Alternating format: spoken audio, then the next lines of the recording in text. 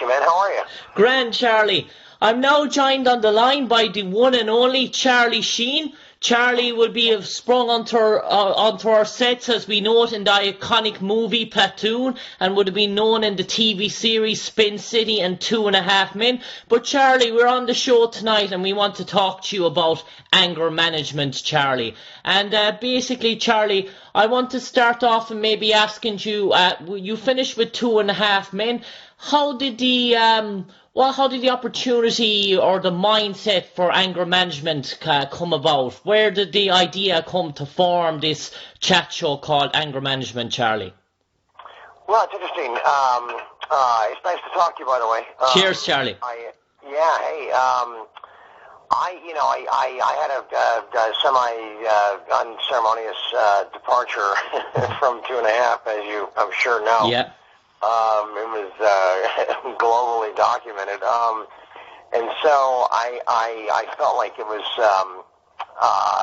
that there was some unfinished business there, and I felt bad the way things went, this and that. But things happen, and you move on, you know. Yeah.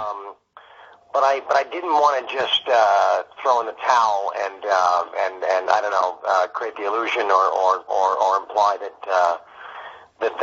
That situation had finished me, you know. So I wanted to get back to work, and there were a host of ideas that were thrown my way, and none of them really made any sense. And then I was getting ready to take a long break, and I had a meeting at a company called Lionsgate, and they pitched the idea based on the film, you know, or loosely based on the film rather. And then I met the wonderful Bruce Helford, and we hit it off immediately. And he laid out how the show would go, and I said let's do this, and here we are chatting. It was a moderately impossible schedule because we were scheduled to do 100 episodes in a very short time, you know. Yeah. And Charlie, one of the things I noticed speaking to some of the cast members like Aldo Gonzalez, Daniela Bobadilla, Laura Bell Bundy, was the idea that you played a prominent role in the casting of all these people, that you were actually on the auditions and you did scenes with them in relation to the auditions as well. So you were it was very meticulous in relation to the casting of all the characters under the show. And is that something that you wanted to have an involvement straight off, to know what sort of characters that you wanted to know, that what would have made anger management such a great success as it was? Yeah, you know, it wasn't about wearing so much the producer hat or being in charge or wielding any power. It was about wanting to cast these roles perfectly with the best talent that was out there, you know, and it was really hard to decide because the people that came in were all so fabulous, but the ones that really shined were the ones that we ultimately focused on and hired, you know. But there was, for instance, the young lady that played my daughter, Daniela. They were really set on another girl, and she was terrific. There's no question. But there was something about Daniela that I thought was just a little bit more suited, you know. And so during her audition, she went, and they were like, we're not sure. And I said, let me go talk to her. Let's give it another shot.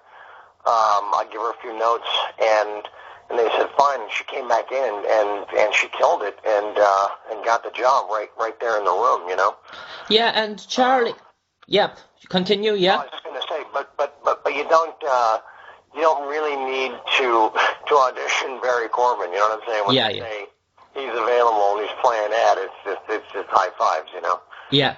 And Charlie, one of the things that sort of struck me about anger management was the variety in the cast in relation. You went from a sitcom where the two and a half men was mainly it was the interaction between yourself and John Cryer back and sort of forth in relation to the Charlie and the character in relation to the two brothers, Alan Harper, the two brothers live in the house. But in anger management, we see the likes of Wayne, we see Cleo, we see Ernesto, we see Lacey, we see Patrick, we see Ed, we see Sean, we see a multiple of characters in relation. So the storylines, even though Charlie played a prominent role in all the storylines, there was many plots and subplots going along the way. So it was sort of rich in diversity on the show. It wasn't compared to Two and a Half Men where it was primarily focused on the goings of Charlie and Alan the whole time. In this show you were able to create plots around Wayne and storylines that fed onto other episodes. Yeah, of course, and that was quite a relief, I got to tell you, because on Two and a Half, you basically had everything divvied up between three people, and I've always been a fan of a show when you're not seeing the main guy, at least you're hearing about him, so you feel like he's still present and he's still involved, which was so refreshing on Anger to actually, have days where you could come in a little later and didn't carry the lion's share the whole time. Even though the first 20 or 30 episodes I was very heavy and they started to see the value and the talent and the diversity of all those other brilliant characters and all that talent and really rely on them for stories that I could sort of kickstart and then leave in their brilliant hands, So I think it's I think it's important for an audience not to tire of a character because he's on screen in every scene. You know what I mean? Yeah, I get you. And Charlie, you had a project called 90s, a sort of 9-episode sort of plot where if you hit a certain amount of number of ratings, you would be taken on for an extra sort of shows to bring you up to the 100 sort of shows. So in relation to that, did you know after maybe the third or fourth show airing that you were going to hit that target? Well, we had a really good debut, especially internationally.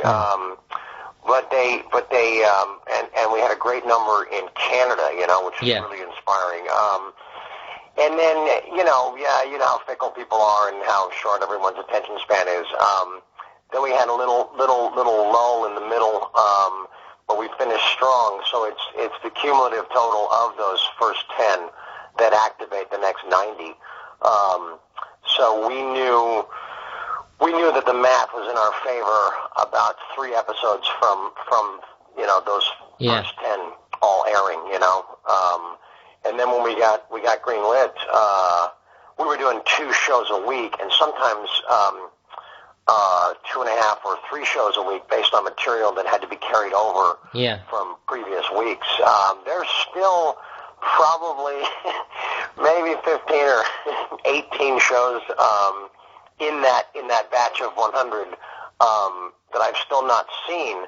And what's interesting, Jim, is that is that when I watch 2.5, not that I sit around watching it, that would be sort of embarrassing. But if I'm changing the channels and I stumble upon it and I'll watch for a scene or two, I can tell you the punchline to every joke that's being set up while I'm watching it because you spend an entire week, When I stumble across Anger, it is a complete surprise because I cannot really remember everything we did because of the pace that we did it at. You know what I'm saying? Yeah. And you were saying you were sometimes shooting 2 episodes a week. And in relation to that, like, I know you'd have some characters who in the show, like, who might have only been there for the 1 episode, or Ernesto or Aldo Gonzalez that might be in for a certain 1 or 2 episodes. But when you're the primary character and you're shooting 2 episodes a week and you're going over 2 sort of scripts, larrying them off by hand, and then there's probably subtle changes that happen in relation to lines and sequences. How demanding or rigorous is that in relation to that sort of hectic sort of time frame where you know yourself that 3/4 of the material is in your primary character, and to get to roll that out? Or is that something you grew accustomed to from your time in 2.5 Men? Well, 2.5 definitely prepared me for it. But it was, there were certain days where I'd have to pull Bruce aside or one of the writers or castmate and say, "Now hold on a minute, what happened right before this?" Just so we weren't all spun around. And there were other times when I could really only tell which part of the episode or which actual episode we were in based on the wardrobe that I was wearing. Yeah. So it was radically challenging. I don't recommend anybody do that many shows in that short amount of time. Yeah. But somehow we did. Somehow we managed, and that was even through having to replace our lead gal about halfway through. Yeah. And Charlie, in relation to the sort of plots and the storylines, some of them just come to my head. The moment you showed the group where your baseball career ended by breaking the baseball over your knee and then breaking your knee because of it, and that sort of storyline about the baseball character or the baseball background is something that sort of mirrors yourself, because you had a sort of deep love and still have a deep interest in baseball. So we're seeing an awful lot of maybe the backstory about Charlie in relation to some of the script in Anger Management. Yeah, definitely, and that's what was also really cool and really refreshing about Anger was that Bruce and the writers would come to me and say, "Are there areas that you want to explore? Are there things that interest you? The things that you're passionate about?" Because Bruce wanted to create an environment and tell stories about a guy that was trying to redeem himself, but also help others along the way, so they wouldn't suffer similar pitfalls, Yeah. So it was, because on 2.5, it was, we didn't really have a lot of creative input into the storylines and the character arcs and all that stuff. I'm not saying that it didn't turn out pretty good, but this was a lot different. It was an honor to be honored on that, on those fronts, And Charlie, the Anger Management, there was a sort of family background to it. There was an awful, I know your Ramon was involved in the making of it, and you had a sister as well, and Martin, your father, guest starred in a number of episodes as well. So there was a sort of real strongly family Sheen connection driving Anger Management forward. Yeah, there was indeed. My brother Ramon, he and I share the production company that helped produce it, and Dad playing Dad, Bruce said, before I go to any other actors, is there any way that your dad would consider it? And I went to him and he said he'd be thrilled. And my sister Renee was on the writing staff. We actually wrote an episode, I don't know if you saw it, it's about the Garbage Man. Oh, yeah. That Will Sasso played, and he played it brilliantly. But the reason he's named James, I think he's James St. James in the episode, is because it was based on a character from a film I did with Emilio called Men at Work. Yeah. So we actually wrote that for Emilio, but then at the last minute there was a scheduling conflict and he couldn't do it.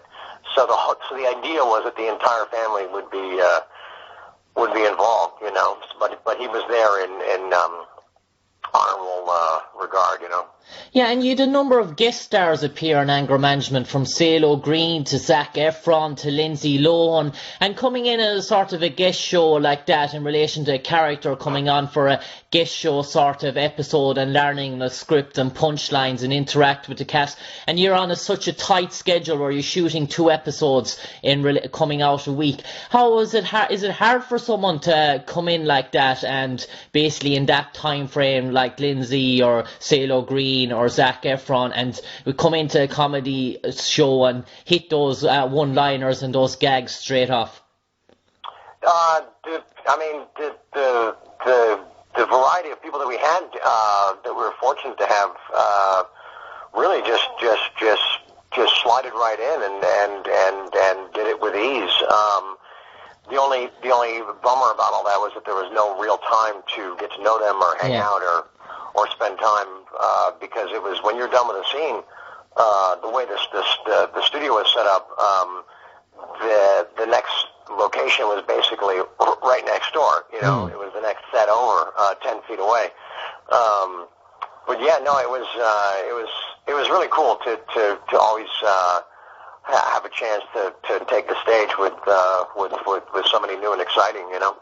Yeah, and I suppose Charlie as well in relation to anger management. I say you had a great sort of a cast bond between you, all the characters. There was probably not all I hear was the good relationships and the cracks and the jokes on set. And they said that you were able to bring the sort of laughter in relation to the sort of Laura Bell Bundy said she remember saying that she probably the first one that would break down and set in relation to the laughter and humour. And is there any sort of story or funny blooper or any sort of day you remember that sticks into your mind with anger management to say, geez, you know, that was a hilarious story, or that sticks out to me? Well, gosh, you mentioned Laura Bell, and she was fabulous, and for her to come in and fill in and flourish like she did was really just it was so impressive and so nourishing, you know. But I had worked really late and probably had a few too many pints after work. Yeah. And then had to come back early for her audition before we started work that following day, right? Yeah. And I was a bit sideways, and I sat down to start the scene with her. Yeah. And I had my script upside down. Wow. I was holding my script upside down, and she had the first line, and she saw me look down, turn the script around, and then, you know, as a professional, not missing a beat and picking up my cue. But the way she looked at me, and I just kind of, just gave her a little smirk and a nod, like, "Don't worry, I got this." And we were off to the races from that point forward, you know. But yeah, gosh, there's some funny stuff with Lindsay Lohan, you know. Yeah.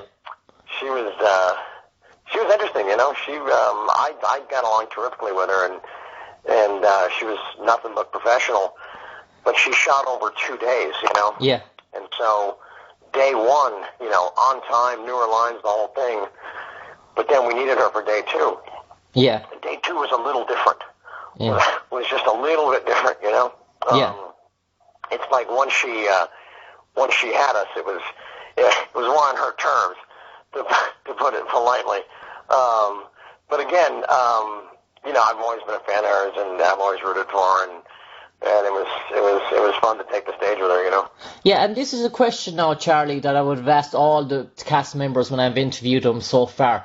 If Charlie Sheen was to describe the Charlie Goodwin sort of character, Goodwin character, and the name was put in a dictionary, and it said Charlie Sheen played Charlie Goodson in anger management, and there was 2 lines left blank underneath that dictionary. What would you like those 2 lines to read? I know it's not an epithet, but in relation to how would you like to describe the way you played Charlie Goodson in anger management?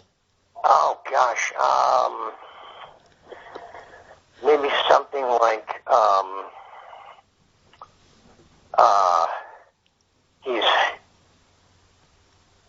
he's here to help, but he's also here for help. Something like that. Charlie, if I had a little more time to go over that, I might have come up with something a little more deep, you know. But I think that's pretty good. And Charlie Sheen, have you ever been to Ireland, Charlie? I think you've been to Dublin in the past, if I'm not mistaken. I have indeed. I was in Ireland years ago as a child. My dad shot a film there. It was a movie of the week called The Catholics. Yeah. And it's interesting because while I was there, to keep us busy, my mom bought us a silent Super 8 camera. Wow. And that's where we did our first little home movies, and that's where we all got the bug, was in Ireland. And then many years later, I guess whenever Slash and Miles Kennedy had a show in Dublin, maybe 4 or 5 years ago. Yeah, I think you're right. Yeah.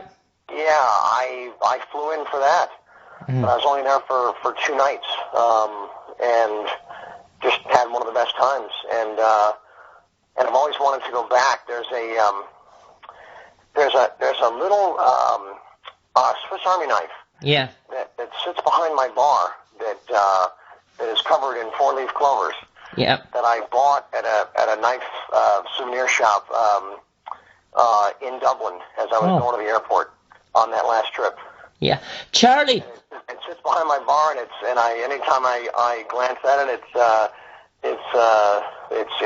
it's brimming with wonderful memories. Charlie, before I let you leave, I'm just going to jog your memory now, Charlie, about your times in Ireland and maybe a bit about your knowledge in Ireland. We're running a quick sort of celebrity quiz. It's 10 simple questions about how well do you know Ireland. We've had 50 celebrities in part, from Robert Davi to Bill Duke to Will Wheaton to Melissa Fumera, Tara Reid, even Laura Bell Bundy scored. She actually scored well. She scored 8 out of 10. We've had... Oh my gosh. Wow. The bar is set pretty high, clearly. It's 10 simple questions, and I have a funny feeling, Charlie, you'll do fairly well. Do you want to give it a go? Yeah, why not? We're all here. Why not? Yeah. Charlie Sheen, you're a celebrity. How well do you know Ireland? Question number 1. Can you name any colour of the Irish flag? I'm sure everybody goes with green, and they're probably wrong. It's correct, yeah. Green, 1 from 1. Okay. Question number 2, and you've already named this in speaking show. You've already named the answer to this. There's 32 answers, but you've named one of them. Can you name any county in Ireland? Cork. Correct. Question. How about where is Borris-a-Cane? Borris O'Kane. That's in Tipperary. Tis not a county though, but it's a village and place. All right. That was close. Question number 3, Charlie. March the 17th is known worldwide as what day? Wait, what? Sorry, what? March the 17th. March the 17th is known worldwide as what day? St. Patrick's Day. Correct. 3 from 3. Yeah. Right on. Question number 4. Which of these is a famous Irish tourist attraction that is known worldwide? Is it A, the Cliffs of Moher, B, Brandenburg Gate, or C, Oystermouth Castle? Jeez, I couldn't really hear them. I'll call them back to you, Charlie. Okay. A, the Cliffs of Moher, B, Brandenburg Gate, or C, Oystermouth Castle? Oh, gosh, I'm just going to go with B. Wrong. Brandenburg Gate is in Germany, Charlie. It's there you go. Awesome. It's A. Awesome. It's A, the Cliffs of Moher. Okay, good to know. Question number 5, Charlie. Which of these is a famous Irish river? Is it A, the River Shannon, B, the River Rhine, or C, the River Lech? Oh, gosh. A. Correct. No? Correct. Okay, hey, good guess. The River Shannon. So you're 4 from 5, Charlie. Question number 6. Can you name any Irish sports star? And I'll give you a hint. This guy fought Floyd Mayweather in a big controversial fight last year, a UFC mixed boxing sort of match. He's a renowned sort of talker. He loves to talk. I believe he actually might have been a plumber or a handyman at one point. That's Conor McGregor. Correct, Charlie Sheen. Yes. 5 from 6. Right. Question number 7. You'll probably get this one as well, I have a funny feeling. What famous alcoholic beer was founded in Ireland? Well, I mean, is it Guinness or is that British? Guinness is correct, Charlie. Okay, right on. 6 from 7. Question number 8. Ireland was once occupied by what country? And it's our neighbours just across the sea from us. Well, it's got to be Great Britain. Yeah, the English occupied us. Question, so you're 7 from 8, Charlie. Question number 9. and you've already mentioned the answer to this already, so if you think back, which plant or shrub is the national symbol of Ireland? It's the four-leaf clover. Correct. 8 from 9. So I've at least got a tie with Laura Bell. You've got a tie with Laura Bell. This is to beat Laura Bell now, Charlie. Okay. And I have a funny feeling that you'll get this as well. Can you name any famous Irish actor or musician? Oh gosh. Well, I mean, I would go right to Bono. Correct, Charlie. Yeah. So Charlie Sheen, in in a celebrity quiz, I'm a Celebrity, how well do you know Ireland? You scored 9 out of 10. That puts you in 11th place so far out of 50 celebrities, okay? Our leader so far is Scott Grimes, who plays, you might know the show American Dad. He plays Steve in American Dad, and he also plays Colonel Malloy in the new show The Orville with Seth MacFarlane. So he's currently our leader. That puts you in 11th place, Charlie Sheen. And Charlie, I'll take it. That's fabulous. I'm kind of impressed with myself. Wow. And Charlie, before we let you go, is there anything you want to say to all the Irish people and public and all your audience and fans that would have followed your career all the time from Platoon to Spin City to 2.5 Men, Hot Shots, Anger Management, and what's in store and what's in the future for them, for Charlie Sheen first, and maybe for them to look forward to seeing? Will we be seeing Charlie Sheen back on our screens in the near future again, hopefully, please God? Oh wow, thank you. Well, I want to thank them all for their support. I get a lot of mail from there. I try to answer as much as I can. And I've always been treated like royalty while I'm there, which is always just so refreshing. And I'm so grateful for that. I have a project that I'm working on right now. Yeah. That will send me at some point on an international tour, and Ireland will for sure be one of my stops. But the project has nothing to do with television or film, and that's all I can tell you right now. So it's exciting. Yeah, and Charlie Sheen, from me, Jim Conlan, it's been a pleasure to speak to you on the airwaves today, Charlie, and we wish you all the best in your future endeavours. Take care, mate. You're an absolute gentleman. Thank you very much, Jim. Take care. Cheers, Charlie. Bye. All right.